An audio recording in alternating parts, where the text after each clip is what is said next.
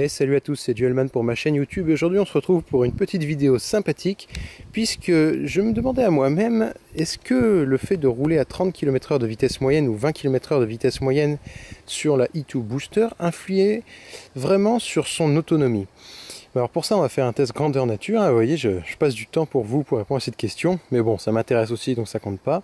Je vais faire un test, je vais rouler 10 km, exactement, très précisément 10 km. Ensuite, je vais la recharger jusqu'à bloc et je vais refaire 10 km, mais cette fois à la vitesse de 20 km/h, sachant que la première fois, je l'aurais fait à 30 km/h, au régulateur à chaque fois, sur exactement le même parcours. Et ensuite, on comparera les résultats obtenus pour savoir si la vitesse impacte vraiment l'autonomie. Alors, premièrement, vous voyez que si je démarre, la batterie est pleine, j'ai fait le plein et ma batterie est vraiment en tension 36,7, voilà, 36,7 volts. Donc on va remettre le compteur de distance à 0. Voilà. Vous voyez que les conditions sont assez optimales, hein. Le compteur dit 30 degrés, c'est à peu près la température actuelle. Il fait un tout petit peu plus, mais c'est assez véridique. Pour info, ma trottinette a voilà, 1389,6 km, mais ma batterie est en pleine forme, donc ça ne devrait pas influer. Donc on est dans les conditions optimales pour le test. Vous voyez, je suis en campagne, en Provence, une belle Provence où il fait bien chaud. Donc on va pouvoir faire le test. On va commencer par les 10 km à 30 km/h de moyenne, c'est-à-dire toujours à fond, et puis après on verra bien si à 20 km/h ça fait une différence. Allez, c'est parti.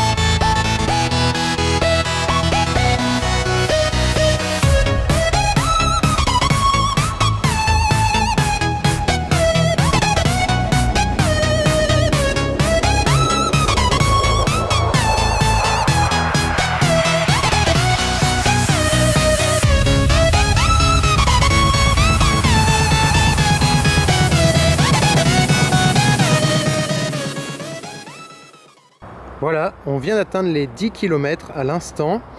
Vous voyez qu'après quelques secondes de repos, l'afficheur affiche 60% de batterie restante. Donc ça fait une performance plutôt pas mal, hein. Ça fait plus de 20 km d'autonomie là sur cette charge. Mais c'est assez logique puisque c'est de la piste bien lisse et toute droite sans trop d'arrêt. Mais si on l'arrête et qu'on rallume la trottinette, on voit que la tension de la batterie est de 33,9 volts. Donc on va noter ça et puis maintenant on va aller recharger la batterie à bloc et puis on va refaire le test, cette fois-ci à 20 km/h. Et voilà, on est de retour exactement au même endroit, le plein a été fait. Vous voyez que la tension au démarrage est exactement la même, enfin, on a 0,1 volt de plus, c'est assez négligeable mais quand même ils sont là. Vous voyez que j'ai fait un peu plus de 10 km parce qu'après avoir fait les 10 km tout à l'heure j'ai dû rentrer pour faire le plein.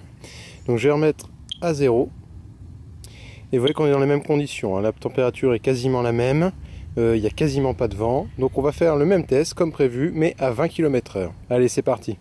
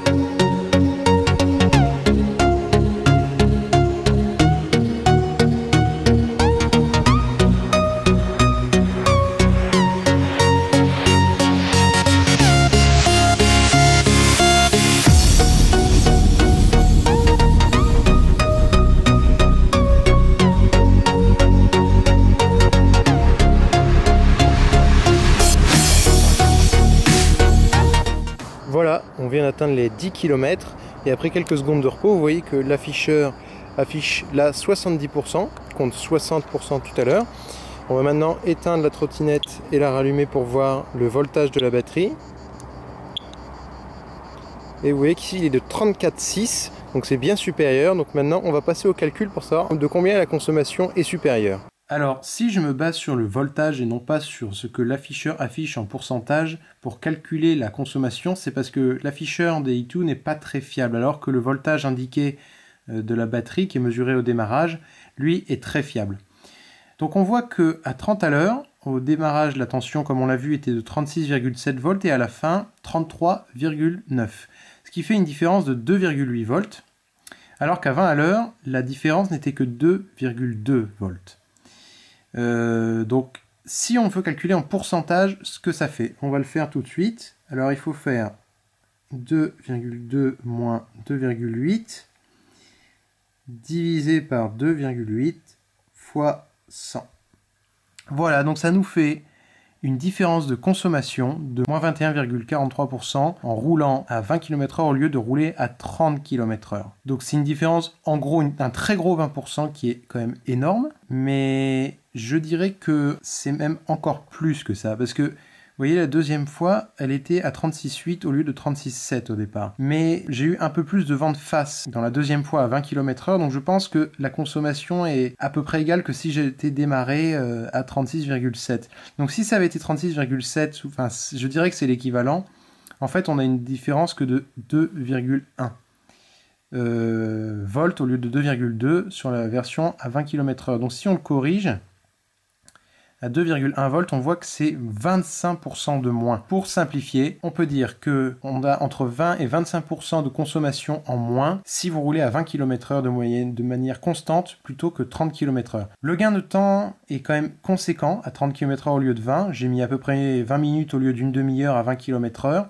Donc ça vaut le coup, hein. Je pense que dans les trajets quotidiens, dans la ville, il n'y a pas vraiment besoin, enfin vous avez plutôt intérêt à rouler à fond quand vous le pouvez, plutôt qu'à 20 km/h, tant que c'est en toute sécurité. Mais si vous avez des trajets assez longs ou que vous avez le temps, pourquoi pas rouler à 20 à l'heure, ça peut permettre d'avoir une autonomie supplémentaire assez conséquente, hein, parce que là, avec 20 à 25% de plus, vous pouvez vraiment faire beaucoup plus de kilomètres et ça peut être utile pour des longs trajets. Voilà, c'est à peu près tout pour ma vidéo. Je vous retrouve très bientôt pour d'autres tests. Si ça vous a plu, n'hésitez pas à vous abonner à ma chaîne. Allez, à bientôt.